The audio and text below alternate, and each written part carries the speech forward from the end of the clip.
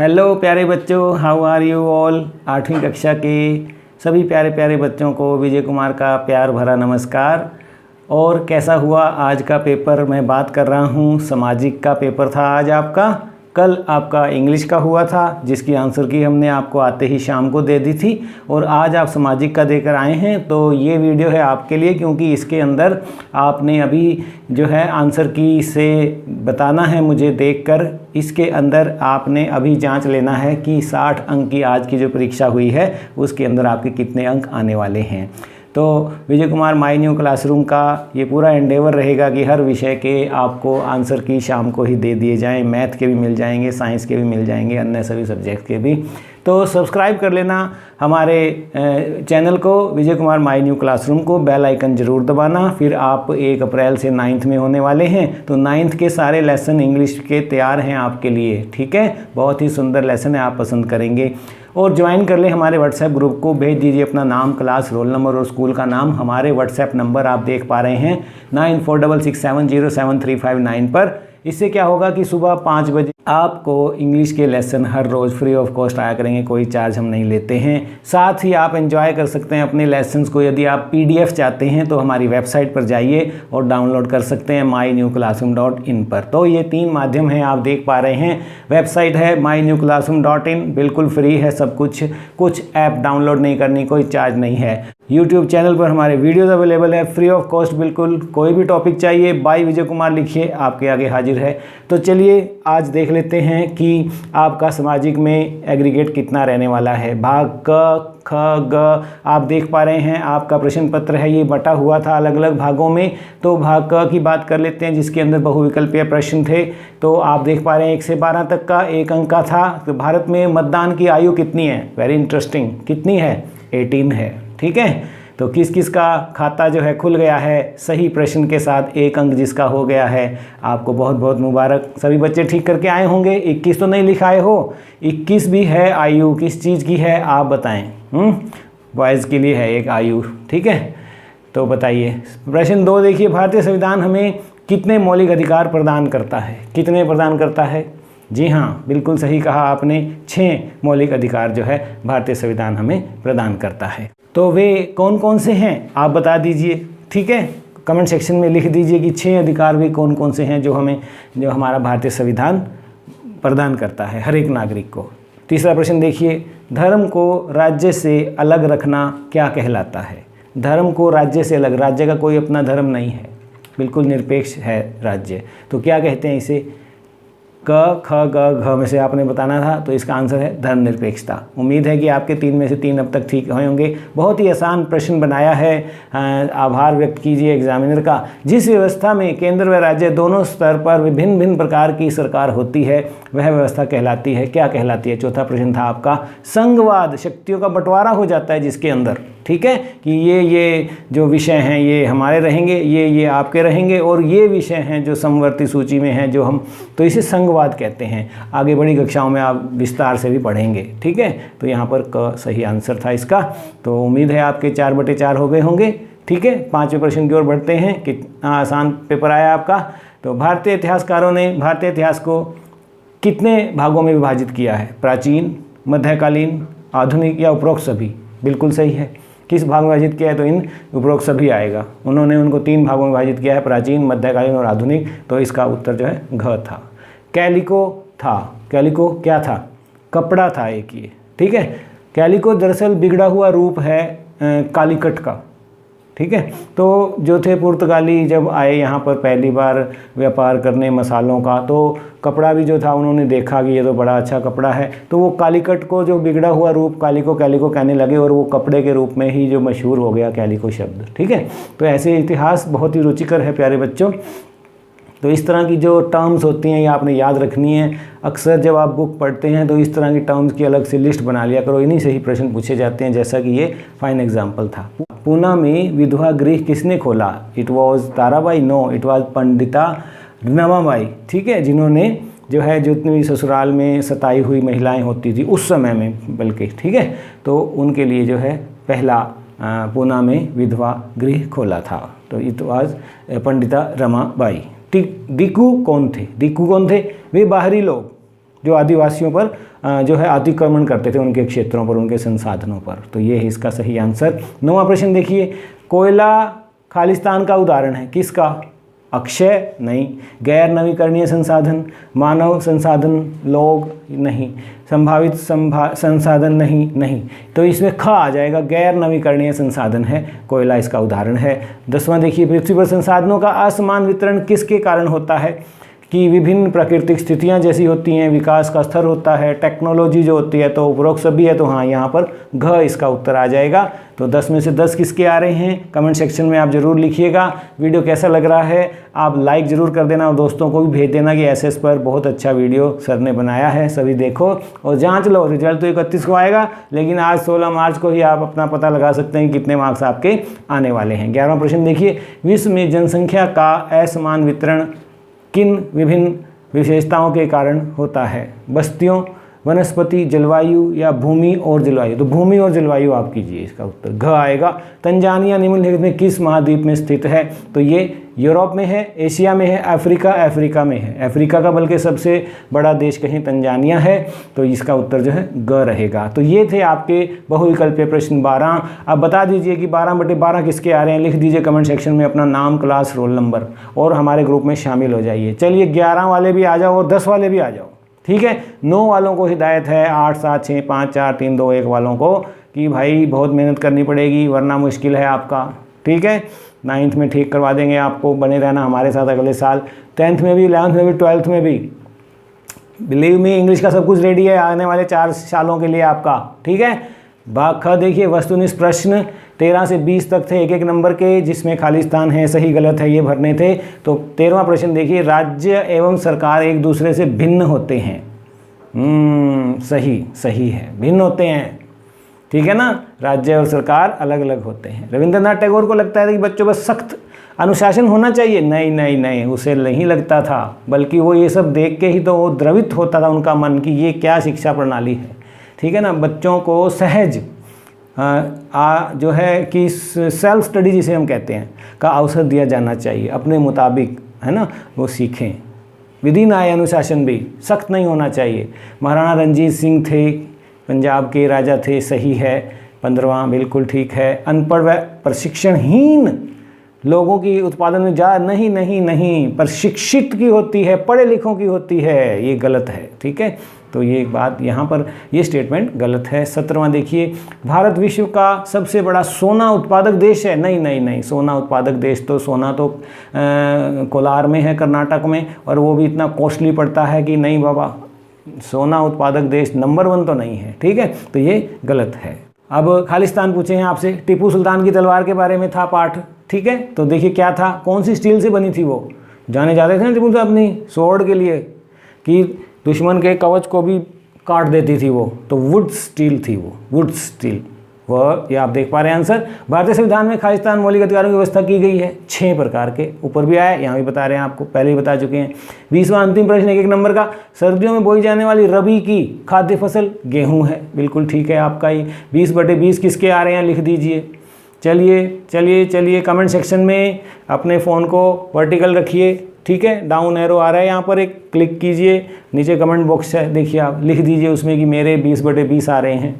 कुछ बच्चे सोच रहे हैं सर मेरे 20 तो नहीं आ रहे, 19 आ रहे हैं। चलो आप भी लिख दो, 19 वाले भी, 18 वाले भी सोच रहे होंगे। चलो 18, 17 और 16 तक जिनके 75% से अबव आ रहे हैं वो सभी लिख दो कि मेरे 15 में आ रहे हैं, 20 में से मेरे 16 आ रहे हैं, मेरे 20/20 हैं। अपना नाम और गांव का नाम भी लिख दीजिए कि मैं यहाँ पढ़ती हूँ और मुझे भी अपने ग्रुप में शामिल करो। लोकतंत्र से क्या अभिप्राय है? 2-2 नंबर वाले देखिए, 21 से 27 तक 12 नंबर के ये आ रहे हैं, 20 और 12 32 हो जाएंगे, फिर 3-3 नंबर के 6 आएंगे, 6-3 18 50 हो जाएंगे, और 5-5 के 2 आ रहे हैं। 60 सीधा प्रश्न था, ये प्रश्न पत्र था आपका।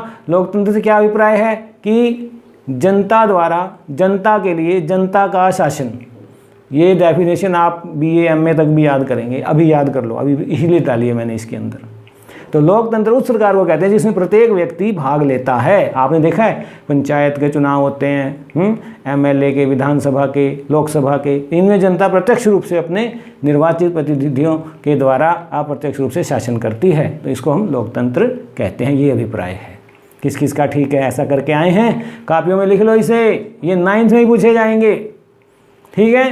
भारतीय संविधान सभा के 2 सदस्यों के नाम, अध्यक्ष भीमराव अंबेडकर कर लो, पंडित जवाहरलाल नेहरू कर लो, इन 2 के नाम लिख दो। 23वां देखिए, यूरोपीय व्यापारी कंपनियां भारत की तरफ क्यों आकर्षित हो रही थी? सूती कपड़ा, रेशम की जो ज़बरदस्त मांग थी, लिखिए। वो ना सिर्फ काली मिर्च, लौंग और इलायची और दालचीनी को ही यूरोप के बाज़ारों में ज़बरदस्त मांग थी, लिखिए आप। इन चीज़ों को भारत से सस्ते दाम पे खरीद के यूरोप के बाज़ारों में ऊंची कीमत पर बेचने से बहुत लाभ होता था उनको, इसलिए यूरोपीय कंपनियां जो थी, व्यापारी कंपनियां भारत की तरफ आकर्षित हो रही थी। ये इसका आंसर आएगा 2 नंबर का। ठीक है। तो देखिए 24वां, गांधी जी ने नमक कानून तोड़ने का फैसला क्यों लिया? अरे नमक ये तो हमारे खाने का अहम भाग है, इसे कर मुक्त ही रखना चाहिए, ये पाप है, ये हमारे भोजन का एक बुनियादी अंग है। गांधी जी ने एक चुनौती के रूप में और ये निर्णय लिया कि इसे मैं तोड़ूंगा, ये नहीं हम मानेंगे। ठीक है। तो इसलिए उन्होंने वो यात्रा भी निकाल ली 1930 में। तो ये आप आंसर इसमें लिख सकते हैं। मिट्टी कटाव क्या नुकसान है? अरे मिट्टी कटाव में क्या है, मृदा अपरदन से ले लो कि बारिश आती है, उपजाऊ मिट्टी बह जाती है, वो तो क्या होता है कि पैदावार कम हो जाती है, उपजाऊ शक्ति घट जाती है, जंगल में तब्दील हो जाती है, उबड़ खाबड़ हो जाती है, बेकार हो जाती है, क्योंकि जो नमी होती है, जो उर्वरा शक्ति होती है, वो भी साथ बह जाती है। तो इस तरह से आप लिख सकते हैं कि उनके नुकसान हैं। 2 नंबर का था ये। कृषि पर आधारित उद्योग कौन कौन से हैं? तो जो कच्चा माल मिलता है हमें, वनस्पति जंतु आधारित उत्पादों का हम उपयोग करते हैं। वनस्पति तेल है या सूती वस्त्र हैं, डेयरी उत्पाद है, जो चर्म उद्योग हैं, खाद्य संसाधन उद्योग हैं, ये सभी कृषि पर आधारित हैं। तो ये आपने 2 लाइन का आंसर इसमें लिख देना था। तो बता दीजिए 32 में से 32 किसके आ रहे हैं? 20 1 के और 6 2 2 के हो गए 12। 32/32 जिसके आ रहे हैं। चलो 32 से 28 तक आ जाओ। 28 29 30 31 32 के बच्चे कीजिए। हमारे जो 32/32 आ रहे हैं जी सर जी। ठीक है, हाँ ठीक है, बिल्कुल ठीक है, लिख दीजिए कमेंट सेक्शन में।